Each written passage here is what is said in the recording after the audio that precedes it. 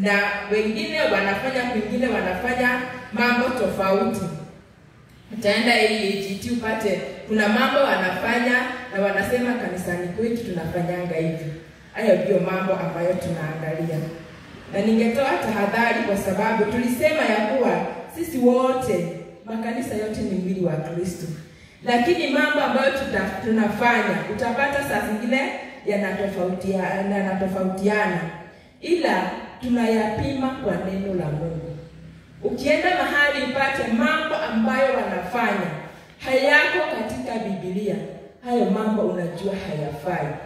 Kwa hivyo tunaposema mambo ambayo tunafanya kanisani kwetu ama yanafanywa kwingine, tunayapima na neno la Mungu, yako katika Biblia. Askofu wetu mkuu anatuambia kama halijaandikwa katika Biblia wachana nalo, hata kama linakaa vizuri aje, kwa sababu kuna mafundisho mengine ambayo yamepakwa mafuta yanakaa mazuri, lakini ukitafuta katika Biblia unapata hayakuweko, na jinsi yalivyokuwa wamebadilisha. Kwa hivyo askofu anatuambia kama haliko kwenye Biblia tuachane nalo. Kwa hivyo tunaangalia mambo, tunalipima na neno la Mungu. Kati ya mambo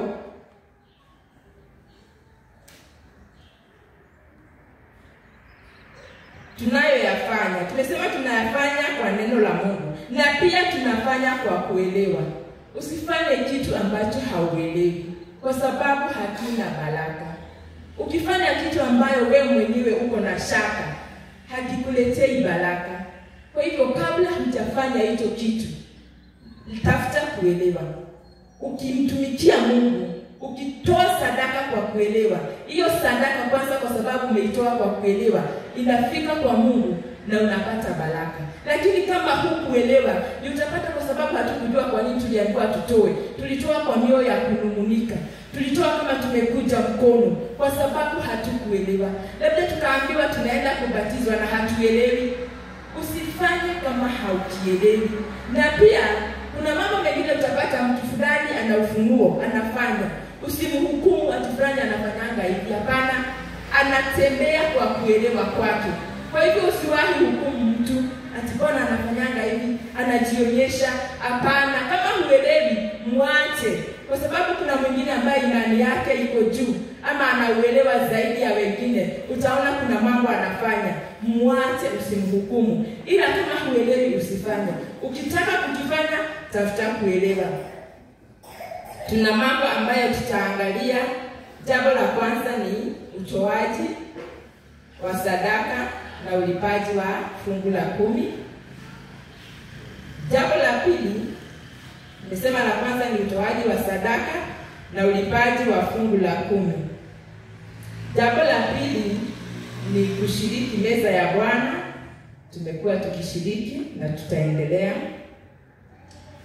kushiriki meza ya Bwana, na tunakuweka watoto wakfu. Hapa kanisani tutakuwa tunaweka watoto wakfu kwa sababu wanaendelea kuzaliwa, tunaendelea kubarikiwa na hatutaki wapotee. Tunawaweka wakfu watoto wetu, tutaliangalia.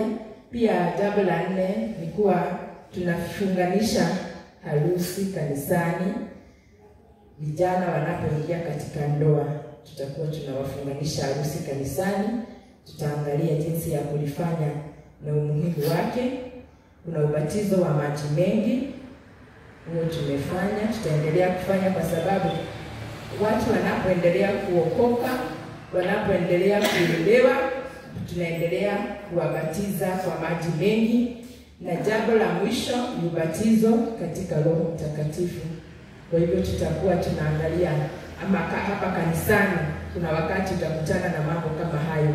Utapata watu tunaomba tubatizwe katika Roho Mtakatifu. Bwana asifiwe. Tuangalie jambo la kwanza la utoaji. Tunaangalia utoaji. Utoaji ni kitu ambacho saa zingine kinakaa, ni kitu kinaweza kuwa kinaguza sana maisha yetu. Na mara nyingi utaona wachungaji wanajizuia sana kuongea kuhusu utoaji, kwa sababu wakati tunaongea kuhusu utoaji, usipoelewa unaweza ona kama tunatoa kwa mchungaji. Usipoelewa unaweza ona kama ni mtu binafsi.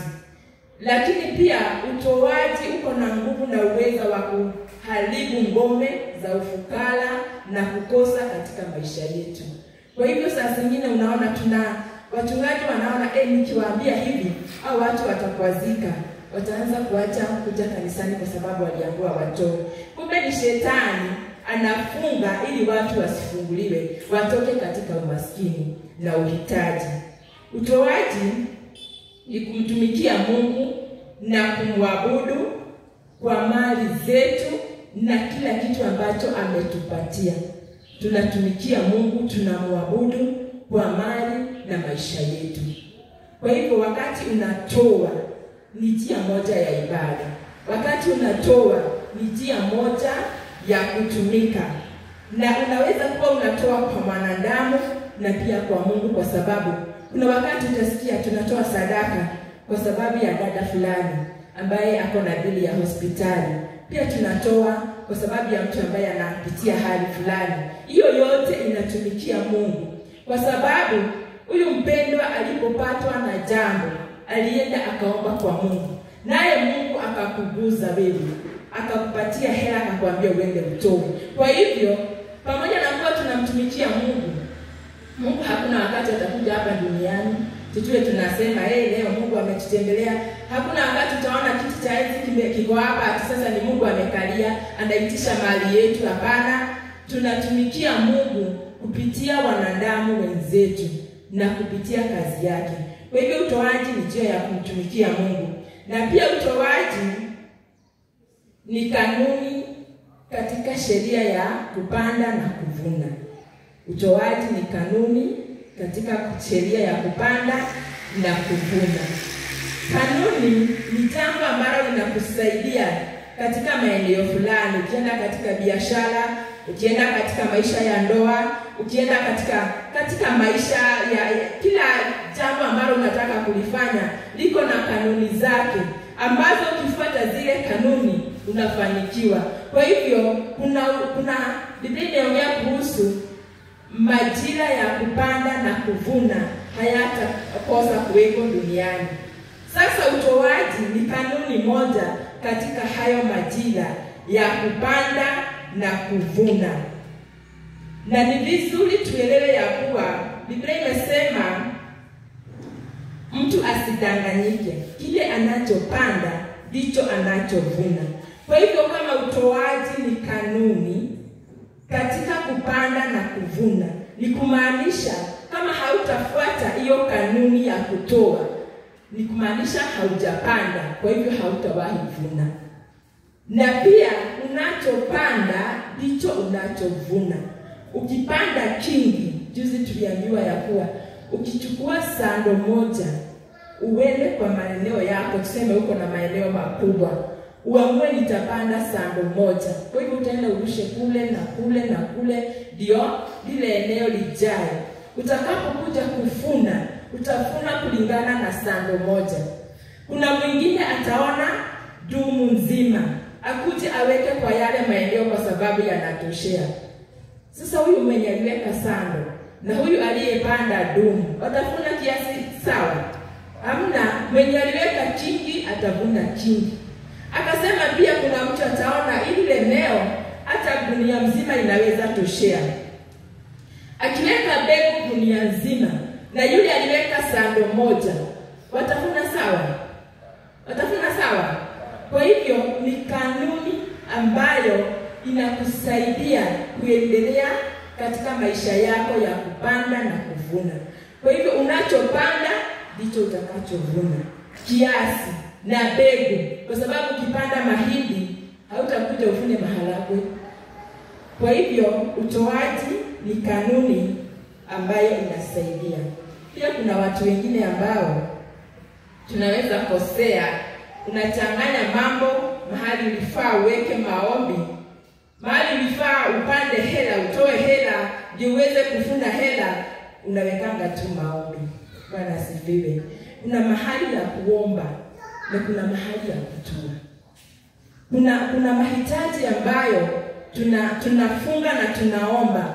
Maombi yanatusaidia katika maisha yetu ya kiroho na kukua kiroho na kushikamana na Mungu na kuvunja ngome za kiroho. Lakini kuna sehemu ambayo pamoja na kuwa tunaomba Mungu aonekane, tunaingia kwa mifuko yetu.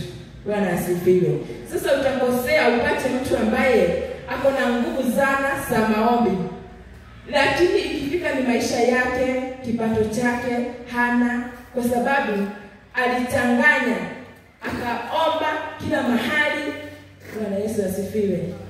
Mchungaji ananiambia hivi, ati wachungaji wakiitwa, kwa mfano waitwe kwa harambee, wachungaji wengi wanaambiwa aje, wakati wengine wanatoa, mchungaji anaambiwa kuja utuombee. Mnanielewa? Tumeenda kwa birthday, tumeenda kwa sherehe fulani ambayo watu wanafaa watoe zawadi. Wakati wengine wanatoa zawadi, mchungaji anaambiwa njoo utuombee. Kwa hivyo kutoa kwa mchungaji alitoa nini? Alitoa maombi. Sasa kile tunachopata, utapata mchungaji ambaye ana upako sana, lakini anatembelea tu katika umaskini. Ana upako sana, lakini haendelei, kwa sababu hata kama yeye ni mchungaji, hata yeye kuna nafasi yake ya kutoa ili aweze kuvuna hela.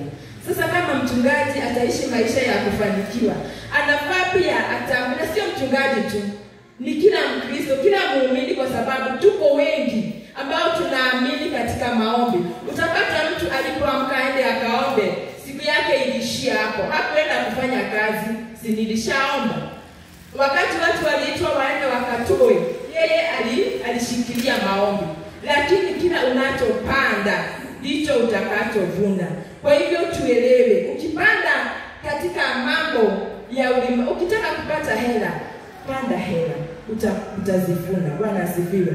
Ukitaka kupata maisha yako ya kiroho umepanuka, unauelewa, una upako, unashinda dhambi, panda katika maombi, kusoma neno na kumpenda Mungu sana. Bwana asifiwe. Na kwa sababu tunahitaji hayo mambo yote, tutaki tuishi maisha ya kiroho tu, tuko watu wamepakwa nguvu za roho ziko juu yetu, lakini maisha ya chini tukihitaji chakula mpaka tuende kwa jirani tukaombe, mpaka watu waje wachangie mchungaji, mpaka watu waje hapana.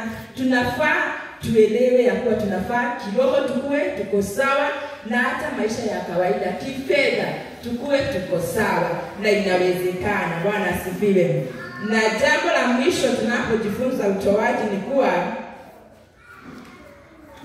kuna aina mbili, ama kuna watu mara mbili. Kuna mtu ambaye atatoa kwa kujidhabihu, kwa kusacrifice, kwa sababu hana, lakini Mungu anaelewa.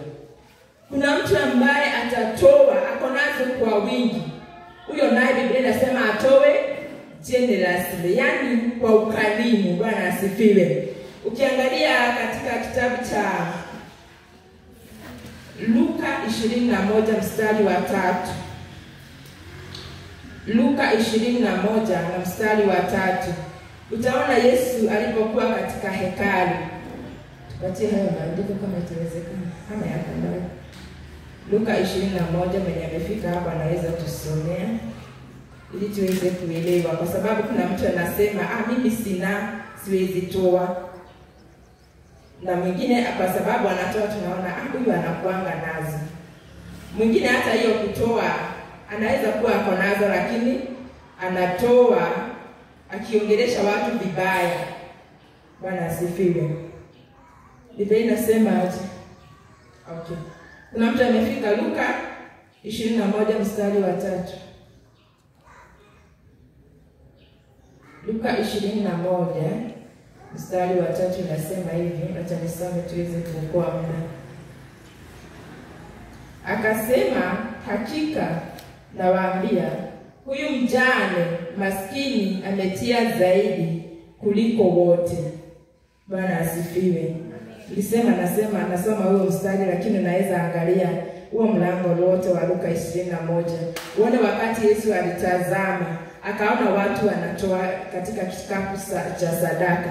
Kuna matajiri anakuja anaweka 1000 yake 10, mwingine anaweka laki, mwingine anaweka 2000. Lakini kuna mama ambaye alikuwa na tule tu 50 twake tuwili, akakuja akaweka kwenye kikapu cha sadaka. Na Yesu akasema nini? Huyu mama ametoa zaidi ya wengine wote. Kwa nini? Kwa sababu alitoa kile alikuwa nacho, alijidhabihu.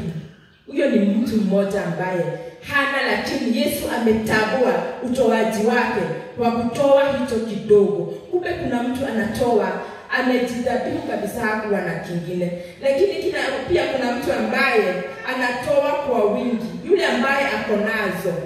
Kama Cornelius, Biblia inasema ya kuwa Cornelius alikuwa na wingi, alikuwa na mali, alikuwa anasaidia maskini, alikuwa anatoa mali yake anasaidia watu. Na siku moja Biblia inasema ya kuwa unaweza andika ile uangalie katika kitabu cha Mitume 10. Wale mtu alikuwa anaitwa Cornelius. Alikuwa mtu wa mataifa na alikuwa mtoaji. Na kwa sababu ya kutoa kwa ukarimu, Mungu akaguzwa na ule ukarimu wake, akambariki. Kwa hivyo wote Mungu anatarajia tutoe.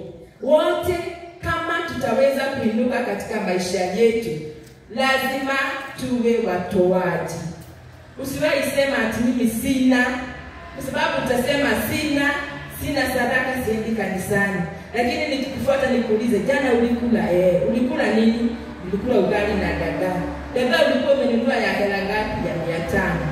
Na unga sijui 1000 na nini. Yaani utapata ulikuwa angalau na 1000 yako 2. Ukapata ya chakula. Nikuulize, mbona haugetenga kwanza 200 useme kesho naenda katika ibada, acha nitenge hii 200. Aidha nikose kununua nyanya nikule dagaa bila nyanya, lakini angalau niwe na kitu ya kumtolea Mungu, na Mungu anaona huo moyo wako. Bwana asifiwe. Kwa hivyo tunatoa kwa kujidhabihu ama tunatoa kwa ukarimu kulingana na hali yetu. Na pia tukumbuke ya kuwa utoaji unatangulia upokeaji. Bwana asifiwe. Kutoa ndio kunatangulia kupokea. Wakati tunakuja kanisani, wakati tunaenda mahali popote, ili uweze kupokea, lazima kuwa kwanza ulitoa. Kwa sababu kutoa ni kupanda. Hakuna mtu ambaye anaendana kwa shamba ati haya ni majira ya kuvuna, unaenda kuvuna na haukupanda. Hapana. Utaangalia wengine, haya mahindi yamekuwa sawa, yamekuwa vizuri, yamebeba vizuri. Kuna Kiswahili nasikia wakisema hapa ati wameivisha. Walioivisha ni kwa sababu walipanda, walitangulia kutoa. Kwa hivyo kama tutapokea hata katika nyumba ya Mungu, nabii mmoja ambaye anapenda sana kurejelea neno lake aliitwa Nabii Hagai, alikaa akiwakumbusha watu, angalieni maisha yenu. Kwa sababu badala ya hao watu kutanguliza kuangalia hali ya nyumba ya Mungu, walienda milimani, walienda huko kujenga nyumba zao, kujenga makao pamba makao yao. Sasa nabii anawaambia, mnakaa katika nyumba zenye mapambo, nyumba nzuri zinapendeza, na nyumba ya Mungu imekaa hali ya kuhuzunisha. Kwa hivyo kama tunakuja kanisani, Mungu atusaidie sana. Nisije kanisani nikifikiria kanisa litanisaidia aje, kanisani nitapata nini, kanisani Mungu atanipatia nini, na hakuna kitu nimepanda. Bwana asifiwe. Kwa hivyo utoaji unatangulia kupokea. Tuangalie mambo ambayo tutatoa ama ni nini tutapeana. Bwana asifiwe. Tuangalie what to give. Tupeane nini? Kitu ya kwanza tunapeana ni mali yetu. Hicho kitu ambacho unakidhamini sana, hela zako, unaweza toa maendeleo yako. Yaani tunapeana vitu vyetu ambavyo tuko nazo. Tutaandika tu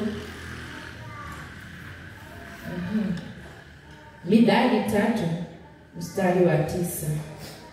Tunatoa mali yetu. Mithali 3 mstari wa 9 anaongea kuhusu kutoa mali zetu.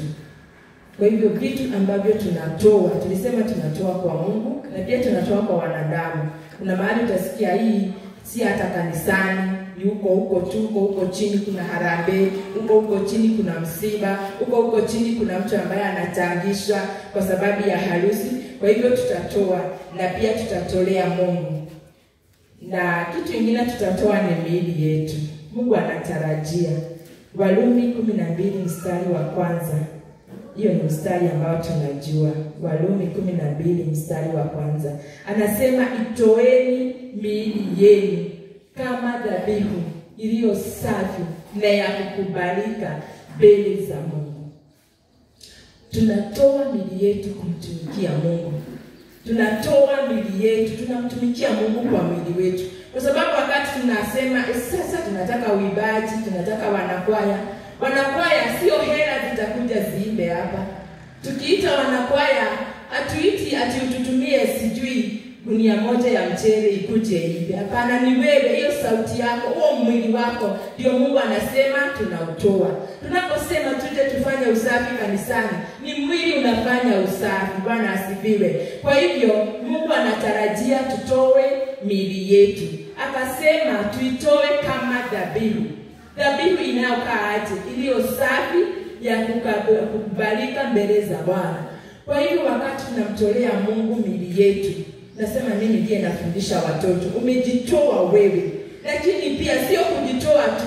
Angalia, nasema ikiwa ni dhabihu iliyo safi ya kukubalika. Kwa hivyo tunaangalia tuishi maisha ambayo ni maisha masafi, ni maisha ya kumpendeza Mungu. Hautatoka kule kwa klabu, kwa baa na mambo yako yote ukuje useme haya sasa nimenawa, nimesafisha nguo, mimi niko sawa, mimi ni mwibaji wa kwaya. Hapana, huo mwili hautakubalika. Katika kitabu cha Wakorintho wa kwanza 6:13. Wakorintho wa kwanza 6:13. Anasema tutoe miili yetu ambayo haijatolewa kwa immorality. Yaani ni mili, ni maisha, tumeishi maisha masafi. Kama ni mwanaume, wakati unasema mimi ndiye naongoza maombi, nasaidia wengine kuwafundisha neno, nainua mikono yangu. Paulo akasema yako hiyo mikono unaoinua ikuwe ni mikono iliyo safi. Sio mikono ilichapa mama jana usiku, alafu asubuhi umenyonga tai, umeingia kanisani kwa sababu mimi ndiye naongoza. Hapana. Kila tunachokitolea Mungu, tunapomtolea Mungu miili yetu iwe ni safi, haijapeanwa katika dhambi. Bwana asifiwe. Tunaelewana? Jambo lingine ama kitu kingine cha kutoa, tunatoa maisha yetu. Maisha yetu tunayatoa kwa Mungu. Unasema mimi nitamtumikia Mungu. Kwa hivyo kile nilicho nacho, maisha yangu yote nayaweka kwa Mungu. Kuna mama mmoja katika kitabu cha Luka 2 mstari wa 36, anaitwa Ana wa Fanueli. Huyu alikuwa ni mama, Biblia inasema aliolewa, na baada ya miaka 7 mmewe akafa, akamwacha mjane, akamwacha bila mtoto. Huyu mama akaamua hataolewa tena, akapeana maisha yake kwa Mungu. Biblia inasema ya kuwa alikaa hekaluni na kazi yake ilikuwa ni kufunga na kuomba kwa sababu ya kazi ya Mungu. Kwa hivyo unaweza toa maisha yako. Sikwambii sasa uache shughuli uje, lakini kuna namna ambayo unajua mimi hata kama nafanya biashara, hata kama nafanya hivi, bado nimejipeana kwa Mungu. Kwa hivyo tunatoa maisha yetu tuweze kumtumikia Mungu. Tunatoa maisha yetu ili Mungu aweze kuonekana. Na unaweka maisha yako kwa Mungu, nasema sasa shughuli ya kwanza katika maisha yangu ni kumtumikia Mungu. Hata kama nitafuata mambo mengine, hata kama nitaenda kwingine, nitakuwa nimehakikisha kuna sehemu katika maisha yangu ambayo inanakiliwa mbinguni ya kuwa amefanyia Mungu hiki, kwa sababu mimi na shughuli zangu nimejipeana kwa Mungu. Pia tunaona kama kuna mtu anajipeana kama mchungaji, anajipeana maisha yake, anaacha kila shughuli, anasema naenda kutumikia Mungu. Na hivyo tunavyo ufahamu, kwa sababu ukiangalia hata kama wale mapadri, wanaitwa mapadri wale wa Roma, unasikia kama huyu Pope, si Pope amejitoa maisha yake. Tuna mwingine mpya, Pope Leo, anaitwa Pope Leo, anatoa maisha yake. Lakini sasa akishatoa maisha yake, pia Biblia ina demand vile atoe mwili wake ukiwa kama dhabihu, aishi katika utakatifu, amwishie Mungu. Sio ati mtu ako kule na ako huku. Ukitoa maisha yako kwa Mungu haujichangani. Na kitu cha mwisho ambacho tunaweza mtolea Mungu, tunatolea Mungu roho zetu. Roho yako unaitoa kwa Mungu. Sasa zingine unasikia maisha ninayoishi ni maisha ya dhambi. Unatoa roho yako, unapeana maisha yako, unapeana roho yako kwa Mungu. Daudi akasema ya kuwa roho iliyovunjika na kubondeka ni dhabihu ambayo Mungu hataikataa. Kwa hivyo unaweza toa roho yako kwa Mungu. Yaani roho yako unaipeana tu kwa Mungu. Hautajigawanisha na mambo mengine. Ndani yako hakuna hekalu ya uovu. Ndani yako shetani hana nafasi. Yaani umejipeana tu hivyo kwa Mungu. Hakuna nafasi ndani yako unasikia nikikosa msaada hapa nitakimbia kwa mganga. Hapana, roho yako ni kwa Mungu. Nife nisife, nikose nisikose, niangamie nisiangamie, umeamua ya kuwa hakuna kitu kingine ndani yako. Hata kama nitaangamia, bado nitamtumikia Mungu. Mtumishi wa Mungu mmoja aliitwa Ayubu. Kuna mstari huwa napenda sana. Anasema hata kama nitakufa, bado nitalisifu jina lako. Yaani hiyo ni mtu ametoa roho yake kwa Mungu. Haijalishi Mungu anasongwa na nini, haijalishi Mungu anamwambia nini, haijalishi wanakuteka, haijalishi uliamini na bado unaangamia, kwa sababu kuna wakati tunaamini Mungu na bado kuna mambo unaona ninaangamia. Kuna mambo unaona ni mzigo mzito. Kuna mambo unaona ni kama sisaidiki. Lakini kama umetoa roho yako, hakuna plan B tuseme wacha leo nidanganye kidogo alafu nitamrudia Mungu. Hapana, ukipeana roho yako usigawanye. Bwana asifiwe. Kwa sababu wakati umegawanyisha leo hili jambo naweza omba na hili lingine naweza kanyanga kwingine, Mungu anakuacha. Kwa sababu anasema yeye hawezi ishi pamoja na shetani. Kwa hivyo kuna kutoa roho yako. Kuna kutoa roho yako ambayo haina dhambi, roho ambayo haina kiburi, roho ambayo haina ile kujinua, unajiachia kwa Mungu. Bwana asifiwe. Kwa hivyo tunaweza toa roho zetu, roho ambazo zimejaa haki na utakatifu, na pia roho ambazo zimejaa imani. Bwana Yesu asifiwe. Amen. Bwana asifiwe. Amen. Tunasaidika. Asante.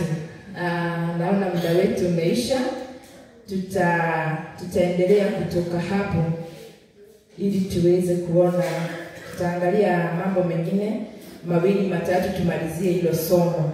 Tutaangalia faida ya kutoa na tuangalie jinsi ya kutoa, kwa sababu kuna namna pia ya kutoa. Bwana Yesu asifiwe. Amen. Lakini sasa nitaomba tuweze kusimama. Tuombe Mungu atusaidie. Utoaji unahitaji ufunuo. Usipofunuliwa hautatoa. Na kwa sababu saa zingine shetani anaweza funga ule ufunuo ndio afunge maisha yako ya kufanikiwa. Naomba tusimame wanakwaya wanapokuja. Tuende mbele za Bwana. Mwambie akupatie ufunuo wa utoaji. Mwambie Bwana